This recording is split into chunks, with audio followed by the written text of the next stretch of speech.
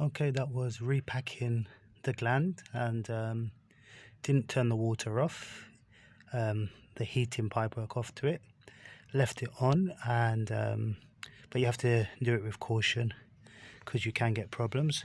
Just used a bit of Loctite to pack it, and then once it was packed, I just used some putty that contains epoxy resin just on the outside. This does get solid after time, but can be broken off if the valve needs to be like repacked or done in future. This can be broken up even though it goes quite solid, but just don't want any feedback or any callbacks.